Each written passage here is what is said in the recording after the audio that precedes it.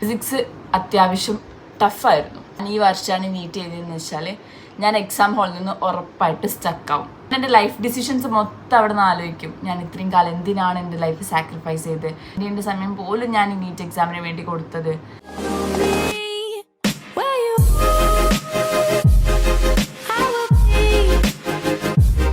Hello hi അസ്സാം വലൈക്കും.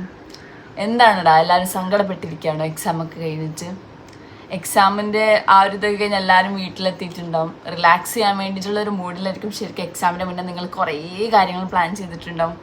പക്ഷെ അതൊക്കെ കഴിഞ്ഞ് എക്സാമിന് പോയി വന്നതിന് ശേഷം ഒരു പക്ഷെ നിങ്ങൾ വിചാരിച്ച പോലെ ആയിരിക്കില്ല നിങ്ങൾ ഒരാളും മൂഡുണ്ടാകുന്നത്. ഞാൻ കുറേ സ്ഥലത്ത് വാട്സപ്പ് ചാനലിലും ഇൻസ്റ്റയിലൊക്കെ പോളിട്ടിട്ടുണ്ടായിരുന്നു. എല്ലാവരും പറയുന്നത് ഡിഫിക്കൽട്ടാണ് എക്സാം എന്നുള്ളതാണ്. ഫിസിക്സ് അത്യാവശ്യം ടഫായിരുന്നു. ടഫാവെന്ന് പറഞ്ഞാൽ പെട്ടെന്ന് നോക്കുന്ന സമയത്ത് തന്നെ നമുക്ക് ആൻസർ ചെയ്യാൻ പറ്റാത്ത ക്വസ്റ്റ്യൻസ് ആയിരുന്നു. കെമിസ്ട്രി മോഡറേറ്റ് ആയിരുന്നു. അത്യാവശ്യം ഈസി അല്ല ടഫും അല്ലാത്തുള്ള രീതിയിൽ. അത് എല്ലാ വർഷവും കെമിസ്ട്രി അങ്ങനെ മോഡറേറ്റ് ആയിട്ട് തന്നെ ചോദിക്കാറ്. ബയോളജിൻ്റെ പ്രശ്നം, ബയോളജി ഞാൻ നോക്കി ബയോളജി ക്വസ്റ്റ്യൻ പേപ്പർ ഞാനിവിടെ ഇങ്ങനെ വെച്ചിട്ടുണ്ട്. ബയോളജി ക്വസ്റ്റ്യൻസ് ഞാൻ നോക്കിയ സമയത്ത് എനിക്ക് മനസ്സിലായത് അത്യാവശ്യം ടൈം കൺസ്യൂമിങ് ആയിരുന്നു. ഇത് ഞാനൊക്കെ പറയാൻ കാരണം എന്താ വെച്ചാൽ നിങ്ങളെല്ലാം ഇപ്പോൾ ഇത്രയും ദിവസം പ്രാക്ടീസ് ചെയ്തുകൊണ്ടിരുന്ന മോക്ക് ടെസ്റ്റ് പേപ്പേഴ്സും പ്രീവിയസ് ഇയർ ക്വസ്റ്റ്യൻസ് ഒക്കെ എന്ന് പറഞ്ഞാൽ ഡയറക്റ്റായിട്ട് നമുക്ക് ആൻസർ ചെയ്യാൻ പറ്റുന്ന ക്വസ്റ്റ്യൻസ് ആണ്. അതെന്തുകൊണ്ടാണെന്ന് ഞാൻ പറയാം. കാരണം കഴിഞ്ഞ 5 ഇയേഴ്സിൽ ചോദിച്ച ക്വസ്റ്റ്യൻസ് എന്നൊക്കെ പറഞ്ഞാൽ ഡയറക്റ്റ് NCERT ക്വസ്റ്റ്യൻസ് ആയിരുന്നു. ഡയറക്റ്റായിട്ട് ചോദിക്കും, നമുക്ക് അങ്ങനെ നോക്കിക്കഴിഞ്ഞാൽ ഓക്കെ ഈ ഓപ്ഷൻ ബബിൾ ചെയ്യാന്നുള്ള രീതിയിലായിരുന്നു. പക്ഷേ ഈ വർഷത്തെ ക്വസ്റ്റ്യൻ പേപ്പർ ശരിക്കും പറഞ്ഞാൽ നമുക്കൊന്ന് ആലോചിക്കേണ്ടി വരും. ഒരു ക്വസ്റ്റ്യൻ ചെയ്യുന്ന സമയത്ത് ഒന്ന് ആലോചിക്കണം എന്തായിരിക്കും ആൻസർ ഉണ്ടാവുക എന്നുള്ളത് ജസ്റ്റ് ഒന്ന് ആലോചിക്കണം. മൾട്ടിപ്പിൾ കോൺസെപ്റ്റ്സ് ഒക്കെ വെച്ചിട്ടായിരിക്കാം നിങ്ങൾക്ക് ഒരു പക്ഷേ ഇക്വേഷനിലേക്ക് എത്തിയിട്ട് നിങ്ങൾ ചെയ്തിട്ടുണ്ടാവാം. If I was a NEET aspirant this year, ഞാൻ ഈ വർഷമാണ് നീറ്റ് ചെയ്തതെന്ന് വെച്ചാൽ ഞാൻ എക്സാം ഹാളിൽ നിന്ന് ഉറപ്പായിട്ട് സ്റ്റക്കാവും. അത് എനിക്ക് 101% ഉറപ്പാണ്. ഞാൻ എക്സാം ഹാളിൽ അവിടെ പോയിട്ടിരുന്ന് ഈ ക്വസ്റ്റ്യൻ പേപ്പർ എൻ്റെ കൈമിൽ കിട്ടിയെന്ന് വെച്ചാൽ ഞാൻ ചെയ്തുകൊണ്ടിരിക്കുന്ന സമയത്ത് ഞാൻ സ്റ്റക്കാവും. ഒരു പക്ഷേ ഞാൻ എൻ്റെ ലൈഫ് ഡിസിഷൻസ് മൊത്തം അവിടെ നിന്ന് ആലോചിക്കും. ഞാൻ ഇത്രയും കാലം എന്തിനാണ് എൻ്റെ ലൈഫ് സാക്രിഫൈസ് ചെയ്തത്, ലൈഫ് എന്നല്ല എൻ്റെ ഒരു 2 വർഷം ഞാൻ എന്തിനാണ് സാക്രിഫൈസ് ചെയ്തത്, ഞാൻ എൻ്റെ ഫാമിലിൻ്റെ കൂടെയുള്ള ഫ്രണ്ട്സിൻ്റെ കൂടെയുള്ള ടൈമൊക്കെ എന്തിനാണ് എൻ്റെ സമയം പോലും ഞാൻ ഈ നീറ്റ് എക്സാമിന് വേണ്ടി കൊടുത്തത്. അങ്ങനെയൊക്കെ ഞാനൊരു പക്ഷേ എക്സാം ഹാളിൽ നിന്ന് ഇങ്ങനെ ആലോചിക്കാൻ മതി. That's completely normal. നിങ്ങളൊരു ചിലപ്പോൾ ഒരു ക്വസ്റ്റ്യനിൽ സ്റ്റക്ക് ആയിട്ടുണ്ടാവും. പിന്നെ അപ്പം നിങ്ങൾ ഇരിക്കുമോ ഇനിയിപ്പോൾ ചെയ്തിട്ട് കാര്യമുണ്ടോ എന്നൊക്കെ നിങ്ങൾക്ക് മടുപ്പ് വന്നിട്ടുണ്ടാവും. ഇതിനൊക്കെ കാരണം നമ്മൾ മോക്ക് ടെസ്റ്റ് ചെയ്യുന്ന സമയത്ത് നമ്മൾ സിമ്പിളായി മോക്ക് ടെസ്റ്റുകളൊക്കെ ചെയ്തു പോയി. അതുകൊണ്ട് തന്നെ നമുക്ക് നല്ല മാർക്ക് 600+ മാർക്കൊക്കെ സ്കോർ ചെയ്തിട്ടുണ്ടാവും. നിങ്ങൾ 550+ ഒക്കെ മാർക്ക് സ്കോർ ചെയ്തിട്ടുണ്ടാവും. പക്ഷേ ഈ എക്സാം എഴുതുന്ന സമയത്ത് നിങ്ങൾക്കൊരു സാറ്റിസ്ഫാക്ഷൻ കിട്ടിയിട്ടുണ്ടാവില്ല. It's completely normal.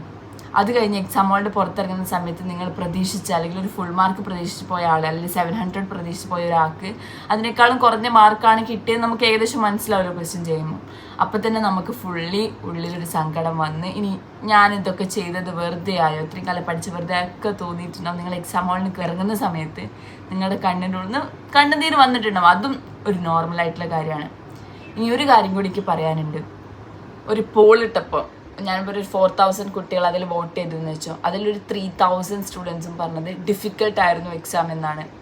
നിങ്ങൾക്ക് എല്ലാവർക്കും ഒരേപോലെയാണ് എക്സാം ഡിഫിക്കൽട്ട് എന്ന് വെച്ചാൽ അതിനർത്ഥം നിങ്ങളുടെ റാങ്കിങ് സിസ്റ്റത്തിൽ വലിയ വ്യത്യാസമൊന്നും വരാൻ പോകുന്നില്ല. ഒരു ഈസി ആയിരുന്ന എക്സാം എങ്ങനെയായിരുന്നു നിങ്ങൾ അറ്റൻഡ് ചെയ്യുക, അതുപോലെ തന്നെയാണ് ഒരു ഡിഫിക്കൽട്ടായുള്ള എക്സാമിൻ്റെ റാങ്ക് വരാൻ പോണത്. കാരണം നിങ്ങളുടെ മുകളിൽ എത്ര ആൾക്കാരുണ്ട് എന്നുള്ളതാണ് ശരിക്കും ഈ എക്സാം നോക്കുന്നത്, ഈ റാങ്കിങ് സിസ്റ്റം നോക്കുന്നത്. നിങ്ങളുടെ മുകളിലുള്ള ആൾക്കാർക്കൊക്കെ ഡിഫിക്കൽട്ടാണെങ്കിൽ ആ മുകളിലുള്ള ആൾക്കാർക്കും അതിൻ്റേതായ മാർക്ക് കുറവുണ്ടാവും. ഇപ്പോൾ കട്ട് ഓഫ് നന്നായിട്ട് കുറയാനുള്ള ചാൻസ് ഉണ്ട്. ഒരു 5-6 വർഷമായിട്ടൊന്ന് ആലോചിക്കുക, എല്ലാവർക്കും 600+, 650+, ഈവൻ കാലിക്കറ്റ് മെഡിക്കൽ കോളേജിൽ 680 മാർക്ക് കിട്ടിയ ആൾക്കാർക്ക് വരെയാണ് അഡ്മിഷൻ കിട്ടുന്നുണ്ടായിരുന്നത്. അതും 720 മാർക്കാണ് ഹയസ്റ്റ് മാർക്കായിട്ട് വന്നത്. പക്ഷെ ഒരു ഡിഫിക്കൽട്ട് ലെവലിൽ വരുന്ന സമയത്ത് ആ മാർക്ക് അങ്ങനെ തന്നെ കുറയും. പക്ഷെ നിങ്ങളുടെ റാങ്ക് നിങ്ങൾക്ക് എത്രയാണോ കിട്ടാമെന്ന് വിചാരിച്ചത് ആ റാങ്ക് മാത്രമേ ഉണ്ടാവുള്ളൂ. ആ റാങ്ക് അവിടെ തന്നെ കൺസിസ്റ്റൻ്റ് ആയിട്ട് നിൽക്കും, അവിടുന്ന് മാറാൻ പോണില്ല. നിങ്ങൾക്ക് ഈസി ആയിരുന്നപ്പോൾ എത്രയായിരുന്നു റാങ്ക്, ടഫ് ആയിരുന്നപ്പോൾ അത്ര റാങ്ക് തന്നെ. പക്ഷേ ഇതിൽ വ്യത്യാസം വരാൻ പോണത് ഒരു പക്ഷെ ചില ആൾക്കാർക്ക് ഈസി ആവുന്ന സമയത്ത് കുറേ മിസ്റ്റേക്സ് ഉണ്ടാവാനുള്ള ചാൻസ് ഉണ്ട്. ടഫ് ആവുന്ന സമയത്ത് അയാൾ 1-2 വട്ടം ചിന്തിച്ചിട്ടായിരിക്കും ആൻസർ ചെയ്യുക. അപ്പം അങ്ങനത്തെ ആൾക്കാർക്ക് ഒരു പക്ഷെ നല്ല റാങ്ക് മീൻസ് ഈസി ആയ ക്വസ്റ്റ്യൻ പേപ്പറിനേക്കാളും ടഫായി ഡിഫിക്കൽട്ടായിട്ടുള്ള ക്വസ്റ്റ്യൻ പേപ്പർ ചെയ്യുമ്പം റാങ്ക് കൂടാനുള്ള ചാൻസ് ഉണ്ട്. അപ്പം നിങ്ങൾ അത്ര ആലോചിച്ചാൽ മതി. നിങ്ങളുടെ മാർക്ക് ഇപ്പോൾ ഒരു പക്ഷേ 530s 540s. ഒരു കട്ട് ഓഫ് എന്നൊന്നും പറയാൻ പറ്റില്ല, പക്ഷെ ഒരു 580+ ഒക്കെ ഉണ്ടെങ്കിൽ നിങ്ങൾ സേഫ് ആയിരിക്കും. എവിടെയെങ്കിലും ഒരു മെഡിക്കൽ കോളേജിൽ കിട്ടാനുള്ള ചാൻസ് കൂടുതലാണ്. ഞാൻ അതിനേക്കാളും കുറച്ച് പറയുന്നൊന്നുമില്ല, കാരണം നമുക്ക് അറിയില്ല. ഒരു 1.5 ലക്ഷം കുട്ടികളാണ് കേരളത്തിൽ എഴുതിയിട്ടുള്ളത്. അപ്പോൾ ആ ഒരു റേഞ്ചിൽ പറയാം. പിന്നെ ഓരോ കാറ്റഗറീസ് അനുസരിച്ച് നിങ്ങളുടെ മാർക്കും റാങ്കും ഒക്കെ മാറാനുള്ള ചാൻസ് ഉണ്ട്. റാങ്ക് ആ കഴിഞ്ഞ വർഷത്തെ പോലെ തന്നെ കൺസിസ്റ്റൻ്റ് ആയിട്ട് നിൽക്കും. മാർക്ക് എന്തായാലും നിങ്ങളുടെ ഓരോരുത്തരുടെ റിസർവേഷൻ അനുസരിച്ച് മാറും കേട്ടോ. ഇനി നിങ്ങളോട് പറയാനുള്ളത്, എക്സാം കഴിഞ്ഞു, നിങ്ങൾ റിലാക്സ് ആയിട്ടിരിക്കുക. റിപ്പീറ്റേഴ്സ് ആവട്ടെ കുറച്ച് ബ്രേക്ക് എടുക്കാൻ നോക്കുക. ഒന്ന് റിലാക്സ് ചെയ്യുക. നിങ്ങൾക്ക് ഇഷ്ടപ്പെട്ട കാര്യങ്ങളൊക്കെ ചെയ്യാൻ വേണ്ടി നോക്കും. ചില ആൾക്കാർക്ക് സിനിമ കാണാൻ ഇഷ്ടമായിരിക്കും, ചില ആൾക്കാർക്ക് വരയ്ക്കാൻ ഇഷ്ടമായിരിക്കും, പുറത്ത് പോകാൻ ഇഷ്ടമായിരിക്കും, ട്രാവൽ ചെയ്യാൻ ഇഷ്ടമായിരിക്കും. കുറച്ച് ദിവസം നിങ്ങൾ റിലാക്സ് ചെയ്തിരിക്കുക. ഇത് എൻ്റെ ഒരു അഡ്വൈസ് ആയിട്ട് വേണമെങ്കിൽ പറയാം. ഞാൻ റിപ്പീറ്റും പോകുന്നതിൻ്റെ ഇടയിൽ ഒന്ന് റെസ്റ്റ് എടുത്തിട്ടുണ്ടായിരുന്നു. ശരിക്കും എനിക്കിഷ്ടമുള്ള കാര്യങ്ങളൊക്കെ ഒന്ന് ചെയ്ത് ഒന്ന് റെസ്റ്റ് എടുത്തിട്ടുണ്ടായിരുന്നു. അത് നിങ്ങളുടെ മൈൻഡിനെ റിലാക്സ് ആക്കും. അത് കഴിഞ്ഞ് നിങ്ങൾ വീണ്ടും പ്രിപ്പറേഷന് പോകുന്ന സമയത്താണെങ്കിൽ നിങ്ങൾക്ക് ഫുൾ എനർജിയോടെ എഴുതാം കേട്ടോ. ഇത് വെറും ഒരു എക്സാമാണ്, നീറ്റ് എക്സാമാണ്. ഞാൻ എപ്പോഴും കഴിഞ്ഞ വീഡിയോസൊക്കെ ഞാൻ ചെയ്യുന്ന സമയത്ത് പറയും, നിങ്ങൾ ഫൈറ്റ് ചെയ്യണം, നിങ്ങൾ നന്നായിട്ട് എഴുതണം, നിങ്ങൾ ഇതിനു വേണ്ടി തന്നെ പഠിക്കണം എന്നൊക്കെ പറയും.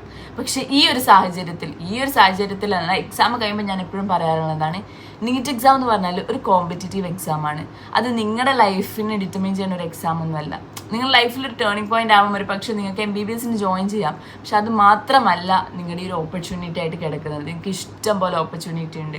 എനിക്ക് റിപ്പീറ്റിന് കിട്ടാത്ത സമയത്ത്, എനിക്ക് MBBS കിട്ടാത്ത സമയത്ത് എനിക്ക് ശരിക്കും ഭയങ്കര സങ്കടമായിരുന്നു. പക്ഷെ അത് കഴിഞ്ഞിട്ട് റിപ്പീറ്റിന് പോയ സമയത്ത് ഞാൻ അന്ന് റിപ്പീറ്റഡ് എനിക്ക് ഏത് കോളേജിൽ കിട്ടിയോ അതിനേക്കാൾ നല്ലൊരു കോളേജിലാണ് എനിക്ക് അഡ്മിഷൻ കിട്ടിയത്, കാലിക്കറ്റ് മെഡിക്കൽ കോളേജ്.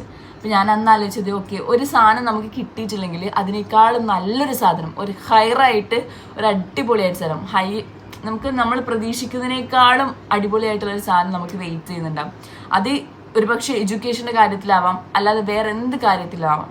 അപ്പം അങ്ങനെ കാര്യം ഞാൻ പറയുന്നത് എന്താ വെച്ചാൽ, നിങ്ങൾ ഇപ്രാവശ്യം നിങ്ങൾക്ക് കിട്ടിയിട്ടില്ല, അയ്യോ ഞാൻ ഇത്രയും പ്രാർത്ഥിച്ചിട്ട് ഇതൊന്നും നടന്നില്ലല്ലോ എന്ന് വിചാരിക്കേണ്ട. ഇതിനേക്കാൾ നല്ലൊരു സംഭവം നിങ്ങളുടെ ലൈഫിൽ നടക്കാനുണ്ടാവും. അതുകൊണ്ട് എല്ലാവരും, എൻ്റെ വീഡിയോസ് കാണുന്ന എല്ലാ കുട്ടികളും നന്നായിട്ട് റിലാക്സ് ചെയ്തിരിക്കുക. നിങ്ങൾക്ക് ഇഷ്ടപ്പെട്ട കാര്യങ്ങളൊക്കെ ചെയ്യാൻ വേണ്ടി നോക്കുക. നിങ്ങളുടെ മാർക്ക്, ഇപ്പം നിങ്ങൾക്ക് കിട്ടുന്ന മാർക്ക് ഒന്ന് അടിയിൽ കമൻറ്റ് ചെയ്യുക കേട്ടോ. അപ്പോൾ ഏകദേശം നമുക്ക് മനസ്സിലാക്കാമല്ലോ ലെവൽ എവിടെയാണുള്ളതെന്നുള്ളത്. എക്സാം എന്തായാലും ഡിഫിക്കൽട്ടായിരുന്നു, അത് ഉറപ്പാണ്, ഡിഫിക്കൽട്ടാണ്. പണ്ടത്തെ AIPMT ഒക്കെ നടക്കുന്ന പോലെയാണ്, 2016 നടക്കുന്ന എക്സാം പോലെയാണ് ഇപ്രാവശ്യമൊക്കെ നടന്നിട്ടുള്ളത്. അതിന് ഇതൊന്നുമില്ല, കാരണം 2020 മുതൽ ഭയങ്കര ഈസി ആയിട്ടുള്ള ക്വസ്റ്റ്യൻ പേപ്പേഴ്സ് ആണ്. ഞാൻ എക്സാം ചെയ്താൽ മുതലുള്ളതിൽ ഭയങ്കര ഈസി ആയിട്ടുള്ള ക്വസ്റ്റ്യൻ പേപ്പർ, അതുകൊണ്ട് തന്നെ ഭയങ്കരമായിട്ട് കട്ട് ഓഫ് ഒക്കെ കൂടിയിട്ടുണ്ടായിരുന്നു. അതുകൊണ്ട് നിങ്ങളെല്ലാവരും ഒന്ന് ടെൻഷൻ അടിക്കാതിരിക്കുക കേട്ടോ. പേരൻസിനോടൊക്കെ സംസാരിക്കുക, ഫ്രണ്ട്സിനോടൊക്കെ സംസാരിക്കുക. നിങ്ങൾക്ക് ഇത്രയും കാലം നിങ്ങൾ ചിലപ്പോൾ ഒരു പക്ഷേ ഹോസ്റ്റലിൽ നിന്നിട്ട് ഈ സോഷ്യൽ മീഡിയ അപ്പിയറൻസ് അല്ലെങ്കിൽ സോഷ്യൽ മീഡിയയിലൊന്നും ചെയ്തിട്ടുണ്ടാവില്ല, യൂട്യൂബിലൊന്നും ചെയ്തിട്ടുണ്ടാവില്ല. കുറച്ച് നേരം നിങ്ങൾക്ക് ഇഷ്ടമുള്ള കാര്യങ്ങളൊക്കെ ചെയ്യാമെന്ന് റിലാക്സ് ചെയ്യുക കേട്ടോ. ഇത്ര കാര്യമാണ് എനിക്ക് പറയാനുള്ളത്. ബാക്കിയുള്ള ഓരോ വീഡിയോസ് ഞാൻ ഓരോന്നായിട്ട് ചെയ്യാം കേട്ടോ. കട്ട് ഓഫിൻ്റെ കാര്യമാണെങ്കിലും റാങ്ക് ലിസ്റ്റ്, പിന്നെ നമ്മുടെ ഓരോ കോളേജിലെ കട്ട് ഓഫ്സ് ഒക്കെ പറയാം. അപ്പോൾ അതുവരെ ബൈ.